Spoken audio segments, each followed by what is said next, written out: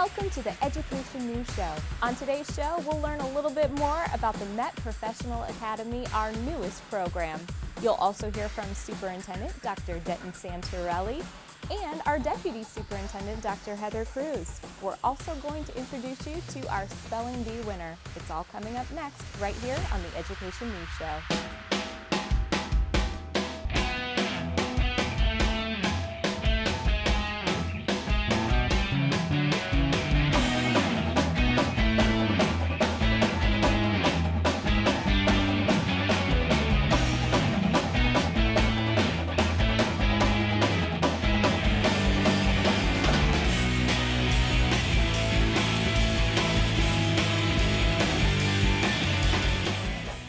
Congratulations goes out to this year's Spelling Bee champion. Aaron Denzi and our media relations team had an opportunity to visit with him just seconds after he took his big trophy. Let's take a look. Hi, I am here with Seth Ray, Apache Elementary School student who is the winner of our 2015 District Spelling Bee competition. This was an exciting day today, Seth. What grade are you in at Apache Elementary School? 7th grade right now. So this is very, very exciting. This is your first experience coming to the district office for the Spelling Bee competition, is that correct? Yes. I understand that you actually won today's competition in the 25th round. That was pretty impressive. Tell me how you feel today. Well, I feel not quite as nervous as when I came in. That's wonderful. You did a great job. Now, what was your winning word today? Variance. Can you respell that word for our audience? Yes. V-A-R-I-A-N-C-E. Variance. You did an excellent job today. I understand that you're going to go to the Regional Bee on February 20th. Yes. Are you super excited about that, super nervous, or how do you feel? Something in between the two, really. Well, knowing how well you did today, I think you have a very, very good shot.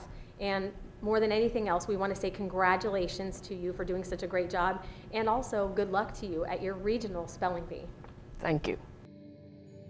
Governor Ducey's budget proposal calls for a mandatory 5% cut in what are deemed non-classroom expenses in order to put classrooms first. What the proposal does not make clear is that non-classroom expenses provide vital resources to the students and teachers in our schools. The $3 to $5 million in cuts Peoria Unified would be forced to make would stifle access to technology, impact the school lunch program, compromise security staff positions, eliminate school nurses, and could limit the extracurricular activities available to students. These cuts affect the health, safety, and academic excellence our community has come to expect. What is proposed as #ClassroomsFirst has a very real impact on your child's classroom. Stay informed and take action by visiting our website to learn more about non-classroom expenses and how they will impact your student, your school, your family, and your community.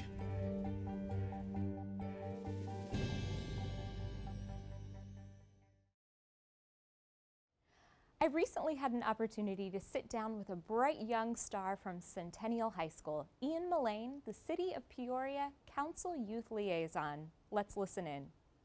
Well, one of the ways we like to measure our success in the Peoria Unified School District is how well our graduates do, not just in our system, but when they go on and leave us and go out into the world. One of those who will have no problem as he graduates from Centennial High School is our very own Ian Mullane. He's the student body president here at Centennial High School, and he also serves as the Youth Council Liaison for the City of Peoria. I'm so pleased to have him here with me today. Ian, thank you for joining me. Of course, thank you so much for having me. Tell us a little bit about what it means to serve in such a role as the Peoria Youth Council Liaison. What does that mean? Definitely. Well, it's a pretty incredible role that we have here in the City of Peoria. We are unique as the only city in the state of Arizona that actually has a position like this. And what it is that I, as a member of the youth here in the City of Peoria, get to sit on City Council itself. And I get to participate in all the activities and meetings that the City Council members have. So I actually was sworn in as an official council member. Of course, I can't vote. I'm a non-voting member itself. But I receive the same packet as every other council member receives. I attend all the meetings, and I receive all the briefings as far as what goes on in the City of Peoria. So I really provide that youth and student voice about different things that our community needs here in the City of Peoria, what students need, what schools need, and overall am that representative for the youth all across the city, which is a great, great opportunity that I have. So you're really representing the whole student body, not just for Centennial High School, but really from the Northwest Valley, from our community, and from our district. Do you feel like your voice has an impact when you sit at the table and are among the other council members? I definitely think so. I mean, our council members here in the city of Peoria really, really do care about what the youth think. We have a ton of creative, entrepreneurial individuals who are part of the Peoria Unified School District here in the city of Peoria, and also part of different school districts that perhaps might be in Peoria as well.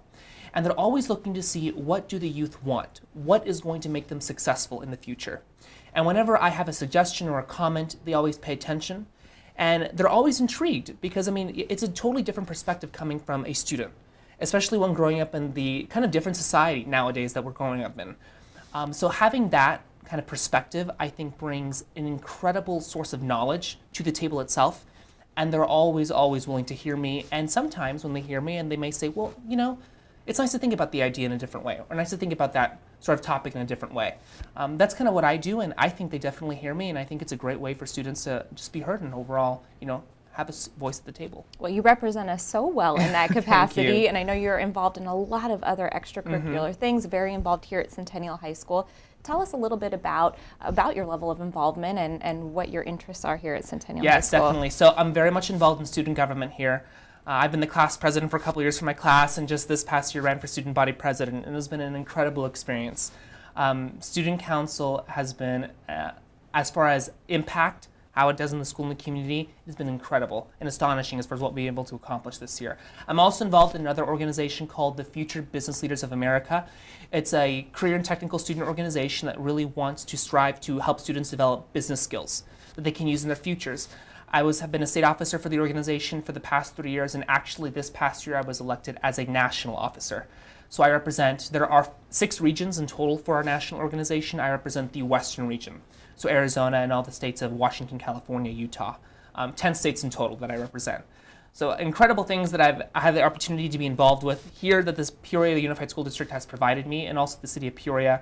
I'm also involved, of course, in the council youth liaison, but also as the youth advisory board chairman, which is, I guess the best way that I could put it, is the student council for the city of Peoria. So we talk about different youth proposals that come about from city council, different things that pertain to the youth, and overall try to create a positive atmosphere for students growing up here. Yeah. So needless to say, you're busy. Yes. Just a little bit. And on top of all of that, you still managed to obtain just a remarkable GPA. You're among the top in your class. What are your plans for next year? Once you graduate, you leave us, so where are you off to? I was actually just recently accepted to Harvard University in Massachusetts, which was incredible. Small little university, no one's heard of it. That's fantastic. It was incredible, thank you. I was ecstatic when I found out. I had told no one that I had applied because I was nervous I wasn't going to get in. But it's just incredible the opportunities that I've been able to have here, where I've come from, in this district and also in this city. And I know that without those things, I would not be attending Harvard, of all schools to go to. But I get to visit the campus for the first time in April, and I'll be starting over there in September. That's exciting. Now, what do you plan to pursue as far as a degree at Harvard, and what are your future aspirations? I'd love to study both, concentrate in government and also economics. I love the mixture of both. I love studying things with government, policy, big passions of mine. But I also like to study business. I'm very much interested in seeing how the economy works and how we can best move forward in effective ways to grow our economy, expand it.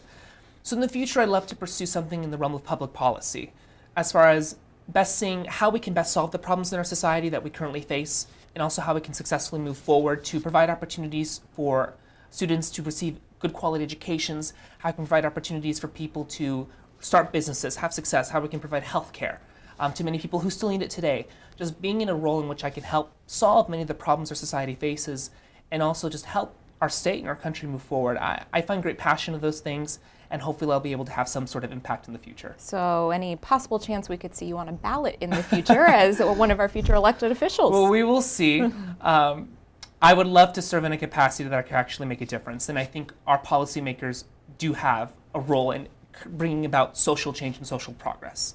And hopefully one day, if I am lucky enough to be in a position like that, that I could perhaps do some good here, perhaps in the city of Peoria, in the state of Arizona, and perhaps, we'll see, maybe the country. Well, I know our future is bright with you heading off into the world and, of course, with you heading off into Harvard. Big congratulations Thank you to so you. much. It's been wonderful to watch all the great things that you've done here in the community and here at Centennial High School. So thank you, Ian. Thank you so much. I appreciate it. Thank you. Governor Ducey's budget proposal calls for a mandatory 5% cut in what are deemed non-classroom expenses in order to put classrooms first. What the proposal does not make clear is that non-classroom expenses provide vital resources to the students and teachers in our schools. The $3 to $5 million in cuts Peoria Unified would be forced to make would stifle access to technology, impact the school lunch program, compromise security staff positions, eliminate school nurses, and could limit the extracurricular activities available to students. These cuts affect the health, safety, and academic excellence our community has come to expect. What is proposed as #ClassroomsFirst has a very real impact on your child's classroom. Stay informed and take action by visiting our website to learn more about non-classroom expenses and how they will impact your student, your school, your family, and your community.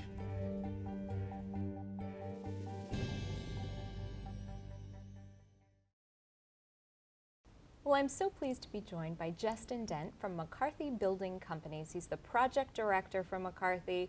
Thank you for being here today, Justin. Absolutely, I'm excited to be here. Thank you for having me. Well, I want to talk a little bit about a very big project that McCarthy was just involved in North Peoria. Very exciting for our community. Can you tell me a little bit about Sunset Heights Elementary School? Absolutely, absolutely. Sunset Heights was a great project for us. It was really key, the early collaboration with all the stakeholders from the board, the governing board, the district administration, the city of Peoria, the community itself, as well as the design and construction group, really put together a good vision for what Sunset Heights is today. It's really, we are very passionate about what we do, and so it's really neat to see the district with that same passion and some of the flexible learning spaces and that adaptive situation that they've been left, that the school district and the students have been left with, is really going to be a long-term benefit. We also feel our main contribution to the project was really some creative solutions, allowing the project to finish under budget and just a little bit early, which allowed the staff to get situated, comfortable, and when the learning process was ready to start, when school started, it went seamlessly. Well, under budget and on time is always a great It's thing. always a bonus, right? It is, and the kids there, I know, are just loving what you have built. So thank Absolutely. you for that contribution You to got our it. community and to our district. It's wonderful. I know McCarthy also celebrated kind of a big milestone last year. The Peoria Unified School District's in the process of celebrating one as well. But tell me a little bit about your celebration and about the big anniversary that you just were a part of. Okay, great. So it is an exciting time at McCarthy right now. We just celebrated last year our 150th anniversary, and that includes 35 years here in the Valley as really a community-based builder. A couple other milestones for us as well last year. We were named the 2014 Southwest Contractor of the Year, and while we're very proud of that and all the achievements that McCarthy as a company has had, it isn't without the clients and folks like the Peoria School District. And in that vein, Sunset Heights has been nominated itself for an award, for a development award for this year. So the district, McCarthy, and the design team are really hopefully going to share in that in a couple weeks. Well, we're looking forward to hearing how that shakes out, and it's an honor just to be nominated for that award. Absolutely. It's a beautiful building, so it's very well deserved. Something else I want to talk to you about, this is the second consecutive year now that McCarthy has stepped up to serve as the title sponsor for the Peoria Education Foundation's Visionary Awards Dinner. We're just thrilled and so grateful that you'll be our title sponsor. Why was that important to you? So we mentioned the community-based builder, but that's been a tradition of ours for 150 years, is getting involved in the community, and that's more than just construction. That is really understanding the needs, being in touch with the community, and ultimately supporting where we live. The Visionary Dinner itself is really neat because it really exemplifies those beliefs in that you need to support your community and you need to be a leader in your community. And really supporting the foundation, it's really an honor of ours to be able to support the foundation because those core values fall right in line with ours. Well, so many students, so many teachers are going to benefit thanks to your support, to McCarthy, and certainly thank you to you, Justin, for being here today. It's an honor to be a part of the team, and thank you for having us. Thank you.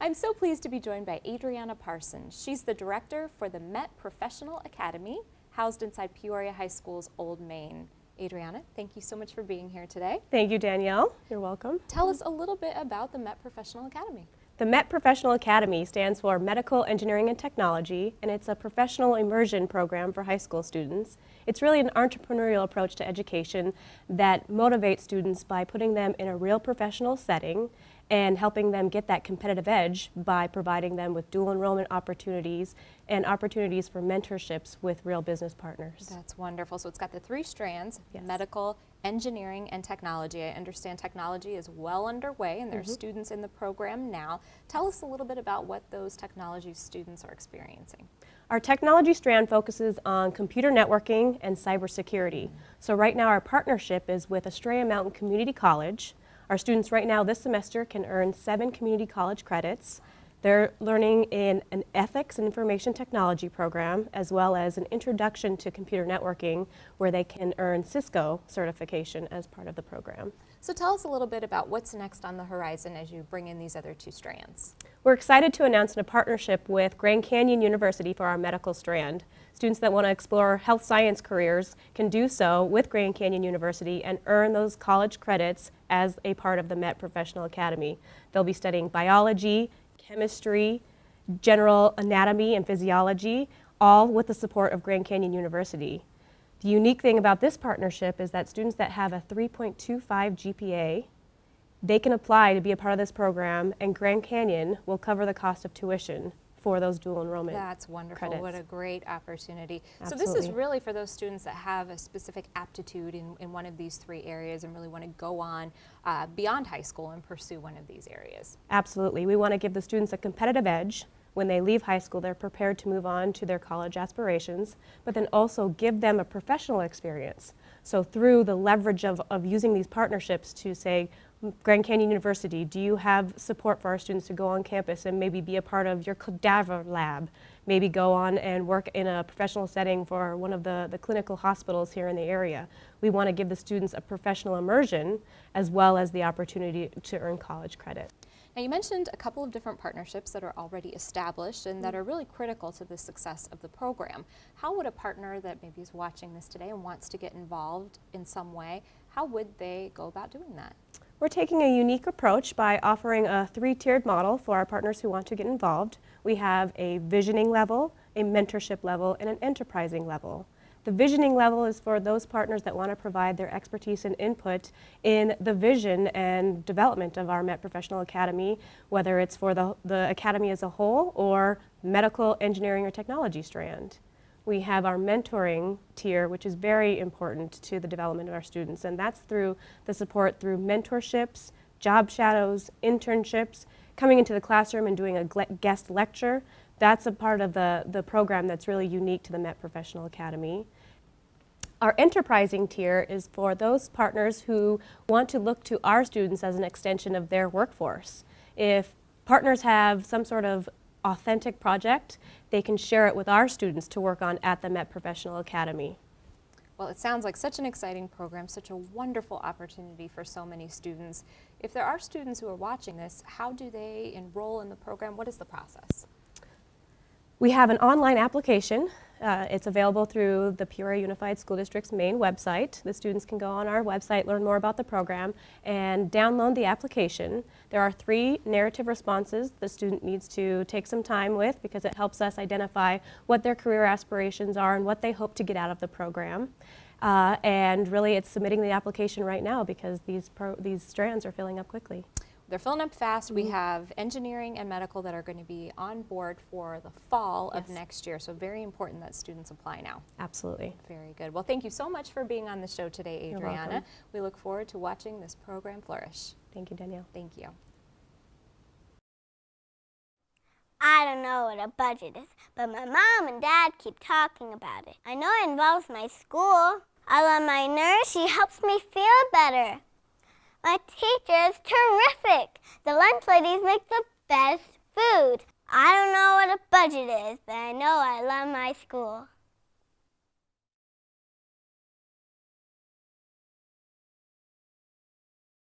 I'm so pleased to be joined by our Deputy Superintendent in the Peoria Unified School District, Dr. Heather Cruz. Dr. Cruz, thank you so much for being here today. It's my pleasure, Danielle. We've got some pretty heavy topics to discuss, and I want to just dive right in. There was a really big announcement last week that came out of the Peoria Unified School District, discussion about exploring a 4-day school week. This is, of course, in response to the governor's proposed budget, and that there will be a significant reduction in funding for education that comes out of this budget. Revolutionary concept, this 4-day school week. Could you talk just a little bit about what that looks like for the Peoria Unified School District? How are you going about conducting a study? Well, Danielle, we have a large team that we've assembled, really lots of different key stakeholders in our district that represent all those different key roles to really look at the feasibility of a 4-day school week for our district. We're doing lots of reach out. We'll be, I believe a survey was sent out to our employees and our parents last week, and we're getting those survey responses now. Survey's still open at this time. But we hope to collect all of that data and bring that back to really look at it all together to say, is this truly a feasible concept for the Peoria Unified School District? And really the goal with this 4-day school week is to minimize the impact to our students in our classrooms as much as humanly possible. And as far as impact, you bring up a really good point. What would the impact be on the Peoria Unified School District if this budget is to be passed? If I'm going off the facts and figures of our Cracker Jack CFO, Mr. Hicks, he estimates anywhere between $3 and $5 million, which seems like a broad span, but until we get more details about the governor's budget, we're not really able to narrow it down any further than that. But even $3 to $5 million, given the fact that we've been cut over $24 million in the last several years, is incredibly significant to the Peoria School District. And just a point of clarification on this 4-day schedule. We hear a lot of parents that say, how could you even look at a 4-day schedule as an option when there are a required 180 days of school? Can you provide some clarity around what the law says there? That's partially correct. The statute does require 180 days. However, they did change a statute a few years ago to say 180 days or the equivalent of so many given hours for different grade bands. So we are looking at the number of hours of instruction for different grade bands as a part of our feasibility study. One of which are the many components that you're looking at in order to determine one if of the this many, is feasible. absolutely. Sure, sure. Now, what about reducing the schedule down to 4 days? Would that necessarily mean that kids are in school for 10 hours a day, or what might that look like? I know that's still being researched, but can you clarify that a little bit? Absolutely. It probably will equate to a little more time in the day. In some grade levels, we already exceed the number of hours required by statute. So, you know, at this moment in time, I don't want to make any conjecture, but it probably will be a little bit more time, but probably not, you know, 3 or 4 more hours a day. So I know there's some crazy statisticians out there that are running some numbers, and they've come up with some crazy things right now, but we're working on that. That's a part of what our team is doing, and we hope to bring some of that forward towards the end of our study. Okay, and I know many parents have said, you know, I work 5 days a week. Childcare is something that is of concern. Is this a component of the research that the feasibility team is looking at? This is a significant consideration, Danielle. That's very real for our parents, and certainly we want to take that into consideration as we're doing the study to see what options may be provided for parents. And of course, that's one of many, many considerations, you know, transportation, and of course the biggest being the cost savings. Sure, so that's all part of what we'll look at. I also want to ask you a little bit about, many people have heard in the media that there's this lawsuit around Prop 301. Can you talk just a little bit about those billions of dollars that are owed to school districts? And many are saying, well, why couldn't we just use some of that money? that'd be great if we could. However, that is still tied up in the court system. We are waiting on that to be resolved. However, you can't just wait and plan on that funding to come in. We're not sure what we're not sure what the date is that's gonna come to fruition for our district. It does mean significant dollars for our district, and we do look forward to that coming to us at some point in time. However, we need to plan for now and today. We cannot wait on the courts to decide that. It's been in the courts for several years already. And can you clarify a little bit, non-classroom expenses is really the biggest component of the governor's proposed budget, and that's what this $3 to $5 million would encompass that we'd be required to cut from an area defined as non-classroom expenses. Can you shed some light on what are some things here in the Peoria Unified School District that are defined as non-classroom expenses? Absolutely, Danielle. There's a lot of misunderstanding around what non-classroom expenses are, and it really is anything outside of the classroom. Administration certainly is part of that. It actually is the smallest part of non-classroom expenses. Utilities, transportation, food service, all of our wonderful classified support personnel, our payroll department. People want to get paid. That's a non-classroom expense. So it's important that people understand what all of those entail and that they are critical to the smooth running and efficiency of our school district. So non-classroom expenses then really do support what goes on inside the classroom. Danielle, without question, I will talk about psychologists that help support some of our most needy students, our nurses. My goodness, can you imagine a school without a nurse? You know, all of our instructional aides that are right there sitting side by side our students, helping them with their academic work throughout the day.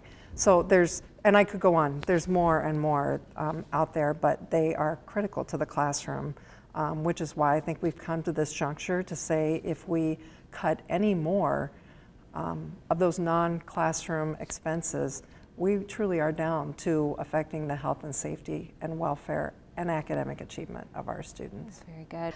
Dr. Cruz, if we have parents and community members who want to make sure their voice is heard regarding this budget so that we're not continuing to be in this position, where can they go to learn more about some of the things you talked about and also to contact their elected officials? Danielle, that's a great point. On our front-facing website to our community, right underneath those wonderful pictures of our students, there's a link that says #MySchool. I would encourage all parents and community members to click on there. Behind there is a robust website that's been built out with information about the legislature, how to speak on a bill without actually going down to the legislature online. Also information on those non-classroom expenses, information and specifics around Governor Ducey's budget proposal. So there's a lot of rich resources there. I would encourage our community to go there and make their voice be heard. Very good. Well, thank you so much, Dr. Cruz. Appreciate you being here today. Always a pleasure to have you. Thank you. Recently, our superintendent, Dr. Denton Santorelli, had an opportunity to be at our parent legislative dinner.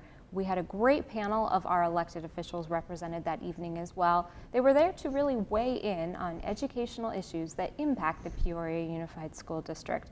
A big thank you to each of them for being with us that evening. Well, at the close of our panel discussion, Dr. Santorelli gave some excellent closing remarks, and we want to make sure we provide those to you. Let's take a look.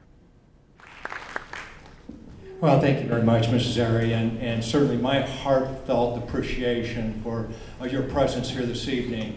Parents, staff, and certainly our elected officials and all the students that are here. There is no greater calling than helping ensure that we are properly preparing our students for success in an international market. I just want to continue to emphasize the fact that our teachers need the tools that will allow them to be internationally competitive with their students. They need the resources that support their ongoing professional development. They certainly need the training, and they certainly need the textbooks and technology that we all know is going to help them with their work with students. Whether we're talking about private, charter, or public, our mission is all the same: provide the very best for our students. I do worry, I've been doing this for a long time, Just a couple of things that we've noticed over the last 4 years are unprecedented cuts, and we certainly recognize the importance of that. We continue to hear things that we have to reduce overhead and non-classroom support, and I can tell you that we've cut over $30 million of non-classroom support in the last 4 years. Reading intervention, gifted teachers, librarians, instructional coaches, and I could go on and on. I worry a little bit more about the 5% reallocation in the governor's proposal. In Peoria, that's $3.6 million plus of money to further reduce the support that our teachers need. And as I look at this and try to figure out what the impact is for Peoria, we're down to not just academic support, we're now down to health and safety levels. So 3.6 million plus of reassignment of that 5% in Peoria is over 100 FTEs, assistant principals, nurses, security guards. You see where I'm going? We are talking about basic health and safety kinds of things. We're talking about setting set points in our rooms so that the temperatures are higher than what they've ever been. We're talking about setting them, very low at other times. So I just implore our elected officials to think deeply about that 5% reallocation. It is far more than just the salary of the superintendent and other administrators that do the work every day.